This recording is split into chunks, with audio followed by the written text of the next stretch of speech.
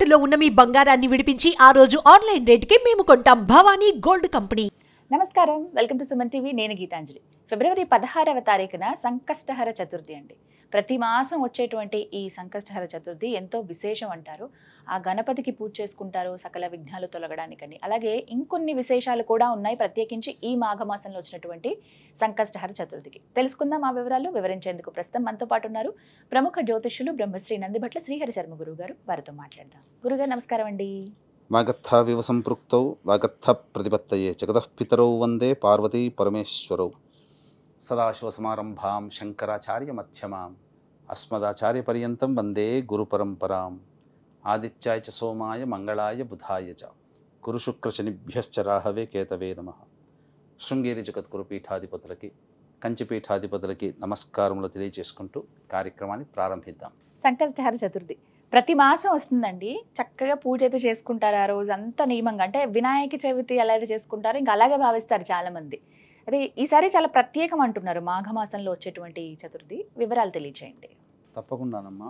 మనకు ఉన్నటువంటి అనేక మాసాలు 12 మాసాలలో వైశాఖ మాసము, ఆషాఢ మాసము, శ్రావణము, కార్తీకము, ఆశ్వీజము, మార్గశిరము, మాఘము, ఈ మాసాలన్నీ కూడాను మానవుడు తరించడానికి అనగా తన యొక్క సంకల్పం నెరవేరడం కోసం చేసుకునేటువంటి పూజా వ్రతాది నియమాలు పాటించడానికి అనుకూలం. మిగతా మాసములన్నీ కూడా పితృదేవతల్ని ఆరాధనగా చేసుకునేటువంటి కొన్ని ఉంటాయి. అయితే మనకు సంకష్టహర చతుర్థి అనేటువంటిది అనాదిగా యుగ యుగాల నుంచి ఆచరిస్తున్నటువంటి వ్రత విధానం ఇది. దీనివల్ల మానవులకి కలిగేటువంటి లాభము అనేదానికంటే కూడా శుభాలు అనేటువంటి మంచిది. ఆ శుభాలు అనేటువంటివి మానవులకి కలిగే శుభాలని వర్ణించడానికి మనకు ఒక సమయం అంటూ సరిపోదు. అంతటి గొప్పది. ఎందుకనంటే కరుణామయుడు, దయామయుడు సాక్షాత్తు విఘ్నేశ్వరుడు.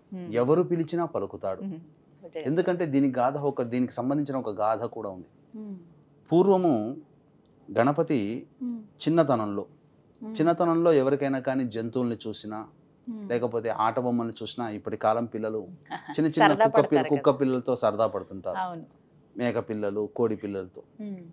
అలాగే పిల్లి, ఆ ఉద్యానవనంలో పిల్లి తిరుగుతుంటుంటే ఆ పిల్లి చూసి ముచ్చటపడి పట్టుకోవాలనే ఉద్దేశంతో గణపతి వెంటబడుతుంటుంటే చిక్కకుండా ఉండేసరికి కోపం వచ్చేసేసి ఎట్లా అయితే పట్టుకొని దాన్ని గీరుతాడు. గీరేసరికి చారలు వస్తాయి. వచ్చిన తర్వాత అది ఇంటికి వెళ్ళిపోతాడు. అమ్మ ఆకలిస్తుంది, నాకు పెట్టమ్మా అని అంటే పార్వతీ అమ్మవారు ఆ గణేశుడిని చూడకుండా ఇటువైపు ఉంది తీసుకోపో అని అంటాడు.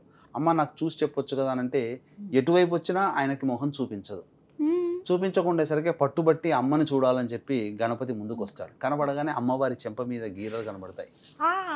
కనబడేసరికి అప్పుడు ఎందుకమ్మా ఏమైందమ్మా అనంటే, నీకు తెలియకుండా ఎవరు చేశారో చెప్పు, నేను వాళ్ళని సంహరిస్తానంటే, ఎవరైనా చేస్తే నీకు చెప్పొచ్చు కానీ నువ్వే చేసావు కదా, నీకెలా చెప్పను నేను అంటుంది. ఏం జరిగింది అని చెప్పమ్మానంటే, నీకు తెలియదా నువ్వు చేసిన పని, ఒకసారి గుర్తు తెచ్చుకుంటే అంతకుముందు జరిగినటువంటిది. ఈ సృష్టినంతా కూడా ఏ రూపంలో ఉన్నా నేను తల్లినే కదా, కాబట్టి అన్ని జంతువులు నా రూపమే కదా, మరి నువ్వు ఆ ప్రాణిని నువ్వు ఇబ్బంది పెట్టావు కదా, కాబట్టి నువ్వు ఆ ప్రాణిని సంరక్షించు అనగానే ఆ ప్రాణి కోసమే ఆ ఉద్యానవనం అంతా ఎతికి ఒక చోట దాక్కున్నటువంటి ఆ పిల్లిని దగ్గర తీసి ఇక ఆ రోజు నుంచి అమ్మ బాధపడిందని చెప్పి ఆ రోజు నుంచి ఏ ప్రాణిని కూడా ఇబ్బంది పెట్టకుండా ఉన్నాడు గణేశుడు.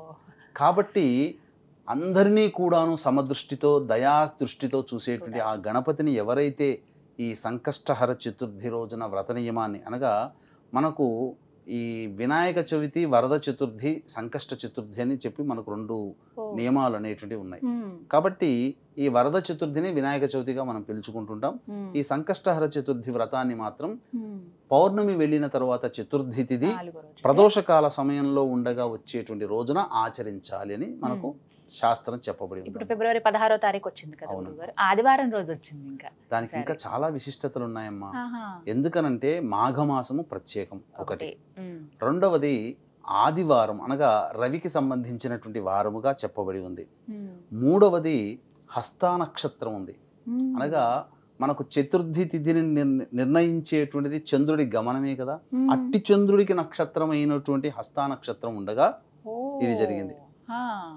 తర్వాత అది మూడవది కదా. మూడోది. ఇక నాలుగవది బుధ అనేటువంటిది. బుధుడు అనేటువంటి వాడు మనకు చెప్పాలి అని అంటే కన్యా మిథున రాశులకి అధిపతి. ఉచ్చస్థితి పొందుతాడు బుధుడు. కాబట్టి అటువంటి ఉచ్చస్థితి పొందినటువంటిది రాశి కన్యా రాశిలో చంద్రుడు ఉండగా చవితి ఏర్పడుతుంది. ఇది కన్యా రాశి కదమ్మా. అంటే కోమలత్వము, దయ, కరుణ, అలాగే సహనాన్ని సూచించేటువంటి రాశి.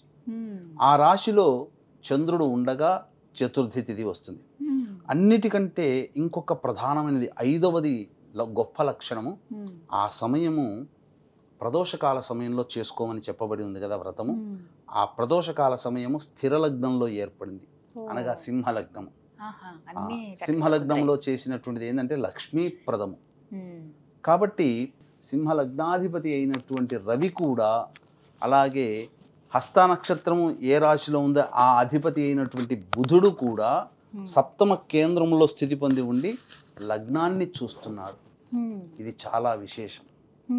పైగా మనం చూసుకుంటే రాశి నుంచి నవమ స్థానంలో గురుడు ఉన్నాడు, సప్తమ స్థానంలో శుక్రుడు ఉన్నాడు.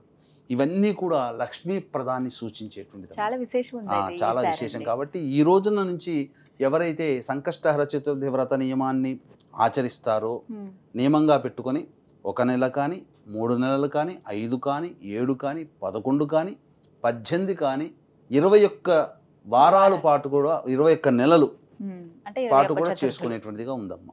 ఇలా సంఖ్య బట్టి చేసుకోవచ్చు. వాళ్ళ ఓపిక ఎలా చేయాలండి అంటే మనకు శాస్త్ర ప్రమాణాన్ని అనుసరించి మనం చెప్పుకోదలిచినట్లయితే ఉదయాన్నే లేచి కాలకృత్యాదులన్నీ తీర్చుకొని 16వ తారీఖు రోజున అయింది కాబట్టి 16వ తారీఖు రోజున ఒక చక్కటి చతురస్రముగా ఉన్నటువంటి ఒకటి పసుపు రంగు గుడ్డని మనం తీసుకొని ఒక పీటను ఏర్పాటు చేసి ఆ పీటని చక్కగా పసుపుతో అలంకరించి దాని మీద షట్కోణముతో ముగ్గు వేసి పసుపు కుంకుమతో అలంకరించి దాని మీద ఈ యొక్క పసుపు గుడ్డను పెట్టి ఆ పసుపు గుడ్డ మీద 3 పిడికిళ్ళు బియ్యము పెట్టి దాని మీద తమలపాకులు, ఖర్జూరములు, వక్కలు, గణేషుని యొక్క రూపముగా పసుపుతో చేసినటువంటి హరిద్రా గణపతి పెట్టుకొని పూజ చేసుకోవాలి. మొదలుగా పూజ చేసుకొని సాధారణంగా గణపతి పూజ చేసుకోవాలి. ఆ రోజంతా కూడాను ఉపవాస నియమాన్ని పాటించాలి.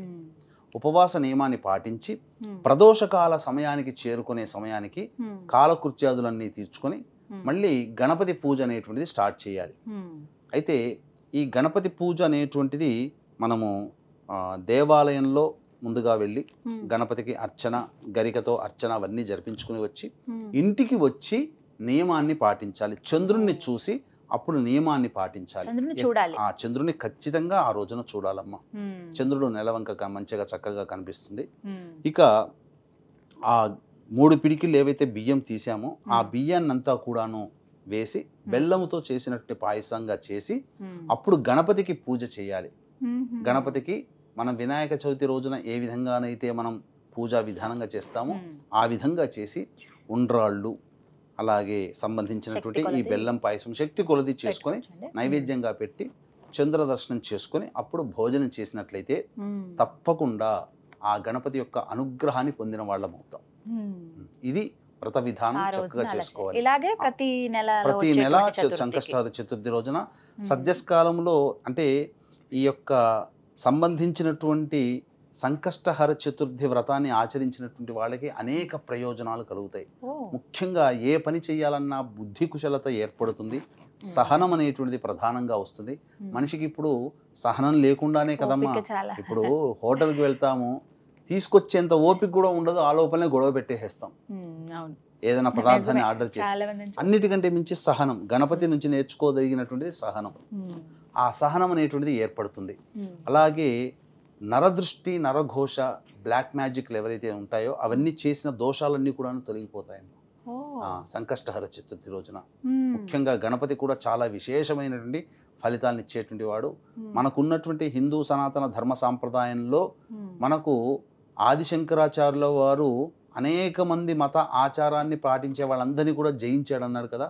అందులో ఈ గాణాపత్యము అనేటువంటి వాళ్ళని కూడా జయించాడు. గాణాపత్యం అంటే గణపతిని ఉపాసన చేసుకొని ఉండే వాళ్ళందరినీ కూడాను ఓడించి అందరినీ సంతోషపెట్టి అందరి మత ఆచార ప్రకారము ఒక పూజా విధానాన్ని కూడా ఏర్పాటు చేయడం, పంచాయతన పూజ అనేటువంటిది ఆ విధంగా మనకు చెప్పబడింది కనుక పురాణ యుగ యుగాల నుంచి కూడా ఈ గణపతి ఆరాధన అనేటువంటిది చాలా ప్రశస్తమై ఉన్నదని చెప్పవచ్చు.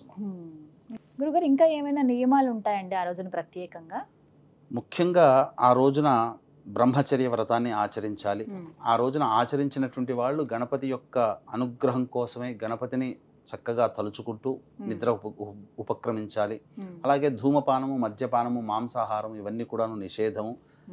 నేలపైనే నిద్రపోవాలి. ముఖ్యంగా గణపతికి ఉపయోగించే గరికది ఏదైతే ఉంటుందో ఆ ప్రతి ఇది కూడాను గరికని చక్కగా నీటితో కడగాలమ్మా. చాలా మంది ఇప్పుడు బయట అమ్ముతుంటుంటారు, అవి ఎక్కడెక్కడో ఎంతో మంది తొక్కినటువంటి ప్రదేశాలు ఇవన్నీ ఉంటుంటాయి. సాధారణంగా వాళ్ళు మనకు ప్రత్యేకంగా మంచిది చేసేవారు కదా. కాబట్టి మనం ఇంటికి వచ్చిన తర్వాత ప్రతిదీ కూడాను పూజకు ఉపయోగించే వస్తువు శుభ్రపరచుకోవాలమ్మా.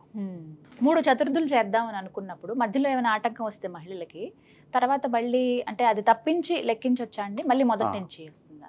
మహిళలు గనక ఇంట్లో ఉన్నప్పుడు ఈ విధంగా జరిగితే అది 2వ వారానికి అంతరం వచ్చినా, 3వ నెలకి వచ్చినా ఏదైనా ఇబ్బంది కలిగినప్పుడు దాన్ని పక్కకు పెట్టేసి మళ్ళీ వచ్చే చతుర్థి రోజున ఈ యొక్క నియమాన్ని పాటిస్తే ఇబ్బంది లేదమ్మా. అవసరం లేదు, కౌంట్ లోకి వస్తుంది. లేదా ఆ పౌర్ణమి రోజునైనా కానీ, ఆ తర్వాత చతుర్థి రోజున ఇబ్బంది వస్తుంది కదా, పౌర్ణమి రోజునైనా కానీ ఈ వ్రతాన్ని ఆచరించినా అదే ఫలితం వస్తుంది. అలా కూడా చేసుకోవచ్చు. నేను కొన్ని విన్నాను గురుగారు, కొన్ని దేవాలయాల్లో ఇలా చేస్తారు. అలా ఆలయంకి వెళ్ళి చేసుకోవచ్చా లేదా ఇంటి దగ్గరే చేయాలా? సామూహికంగా కూడా చేసేటువంటి వ్రత విధానాలు ఉన్నాయి. ఆ రోజున విశేషంగా హోమాది కార్యక్రమాలు చేస్తారు. గణపతి హోమం చాలా చేసుకుంటే చాలా విశేషము.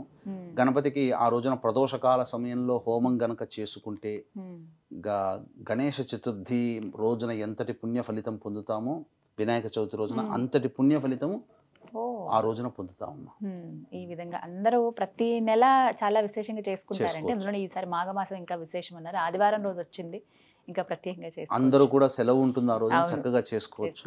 అలాగే వీక్షించేటువంటి ప్రేక్షకులకి ఈ యొక్క మహాశివరాత్రి సందర్భంగా ఫిబ్రవరి 26వ తారీఖు రోజున జాతకరీత్యా ఉన్నటువంటి అన్ని రకాల సమస్యల నివారణకి, ముఖ్యంగా శివానుగ్రహం కోసం కాశీలో 21 రకాల హోమాది కార్యక్రమాలు చేయించడం జరుగుతుంది.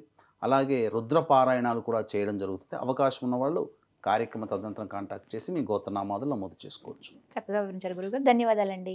సర్వం శ్రీ ఉమామహేశ్వర పరబ్రహ్మార్పణమస్తు.